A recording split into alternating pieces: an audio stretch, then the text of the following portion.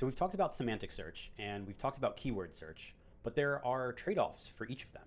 Keyword search can miss certain terms, semantic search can miss certain concepts. And so if you wanted to use the best of both worlds, you'd combine them using hybrid search. Let's dive into what hybrid search is. So just to recap, keyword search allows you to match exact terms, IDs, codes, acronyms, nouns, etc. And when we measure retrieval systems, we measure it against precision and recall. Did we find what we were looking for? And of the things that we received, did we miss anything? So keyword search has high precision, low recall. Semantic search has low precision, high recall, right? So again, precision of the results I got, how many are relevant? Recall of all relevant documents that exist, how many did I find, right? And so if we want the best of both worlds, we would combine them in different ways. Keyword search plus semantic search is really what hybrid search is. And that allows us to optimize on retrieval time, high precision, high recall techniques. So let's think about where each of these techniques fail, right? In keyword search, if you were to search for car problems, you wouldn't get automobile issues. You wouldn't get vehicle troubles, right? And so this keyword matching is limited by the terms that are in your index against the query that you're providing. Semantic search will typically catch all of these. It'll catch how to cook pasta and match it to boiling noodles because we've encoded the actual boiling noodles guide against the, in comparing it to the term using cosine similarity, so mapping the concepts on a multidimensional plane. Semantic search also has failure modes, right? Error code E4021. If that wasn't encoded in the index, if E4021, if there's no understanding of what that is in the encoder model, then you just won't get the right results, right? John Smith contact, like the system doesn't know who John Smith is unless you've encoded John Smith and everything that's related to John Smith, right? So this is where these trade-offs are captured. Semantic search doesn't understand things that you haven't encoded in the encoding model, and then keyword search fails when the terms aren't aligned, right? And so, okay, how do we actually combine them? We have, at this point, 5 different methods for combining keyword search with semantic search. The most common and balanced and general purpose is what's called reciprocal rank fusion. And it effectively is just combining based off of the position of the results, not the scores, right? And so this is just taking the different indexes and merging them on query time. You can think of it as the most default method of executing hybrid search.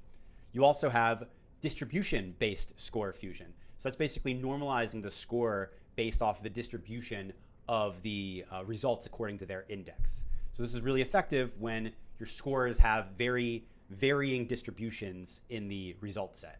You also have weighted combinations. So this is really what allows you to say, hey, I want to treat keyword search, the keyword search index, at a different weight than the semantic score, the semantic search index.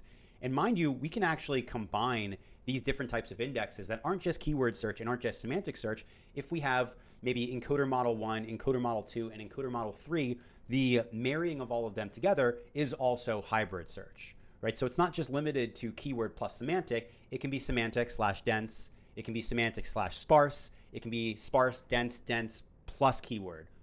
And so this is really what allows us to kind of combine them in an intuitive way that gets the results that we want, all of these different fusion techniques, right? So we've got reciprocal rank fusion. This is the default that you typically use if you're using any kind of search engine. This is the most common way that you combine these different types of indexes. Distribution-based score fusion is really programmatically determining the actual weight based off the distribution of those scores. Weighted combinations. So again, that is just if you want to provide a fixed constant, I want to treat the keyword index at a particular type of weight, and I want to treat this semantic index, and this semantic index at different weights.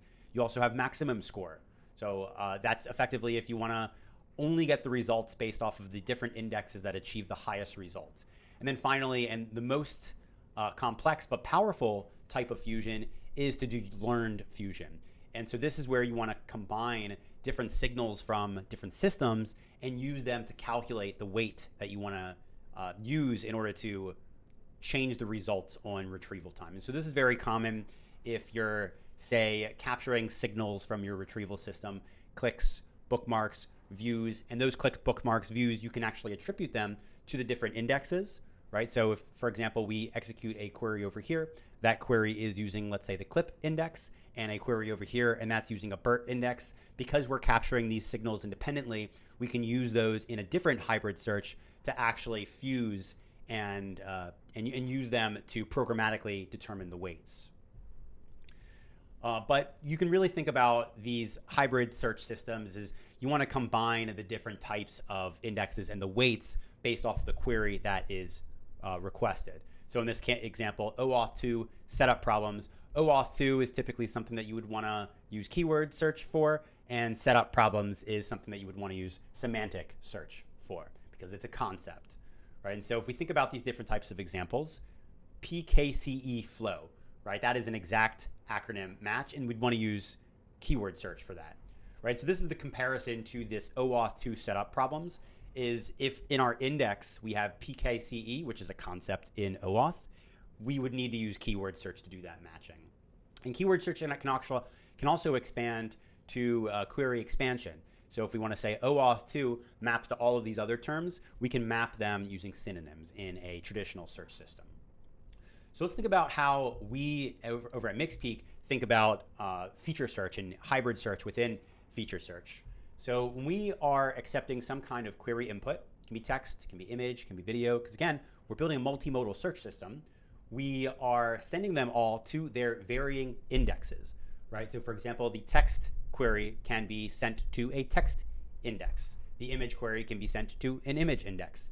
Or we can send the text query to the clip index. And clip, if you're not familiar, supports both text and image. And so we can send these queries to the different types of indexes. And again, based off of the result set, we can use or based off of our anticipated use case, we can use the different types of fusion techniques. And then we get our results. So let's take a look at what that actually looks like. When we're building our retrieval system in Mixpeak, we are creating a named retriever, and we're selecting the collections that we want to do the retrieval on. Collections in Mixpeak are documents that have been extracted. So in this case, we've got thumbnails, we've got videos, etc. And if we go all the way down to this document, we've got an embedding here. We just have one embedding, and that's using the multimodal embedding model. And so this really just maps to a particular feature extractor called the multimodal feature extractor, and it is using a feature URI that is specific to this type of feature extractor. So let's go back into the creation of a retriever. So we're going to call it hybrid search, and we'll do scene segments, and we'll just do text query for now. And so again, we're creating this named retriever, and this named retriever is really just allowing us to save this retrieval pipeline. And so whenever we want to execute the retriever, we have to provide these inputs that we've defined when we create the retriever. And so feature search is the stage that is useful for what we're doing here. We'll just say dog here.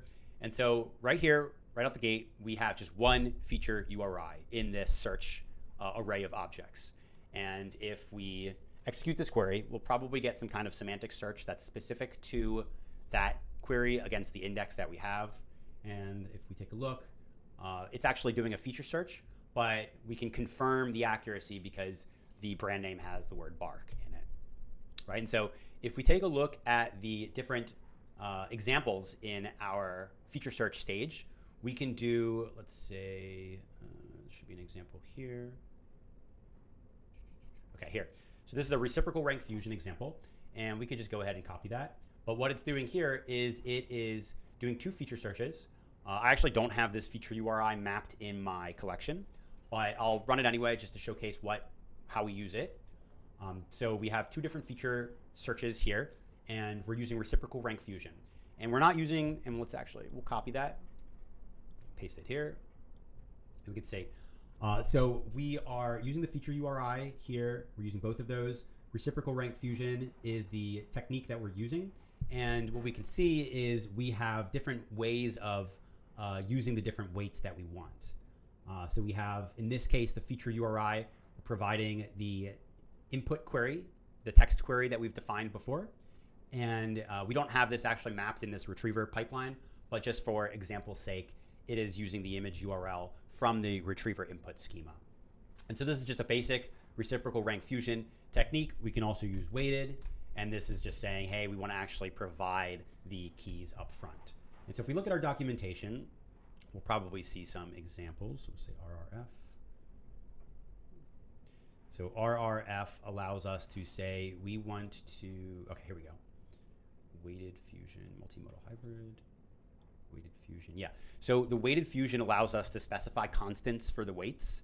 And you would just have to be playing with these until you get the results that you'd expect. Because again, each of these searches are sending the query to the different indexes that are in your MXP collection. And so that is feature search. And so again, if we think about, that is hybrid search. And so if we think about what the value of hybrid search is, again, it really is the best of both worlds, combining different types of dense, sparse, keyword searches, all in one single retrieval operation. And we would really just want to play with the different operators, the different parameters, in order to get the results that we want based off of the data that is in our index and the use case that we have. And so that was the concept of hybrid search. I'm really excited to see what folks are willing to build with this kind of technology. Thanks.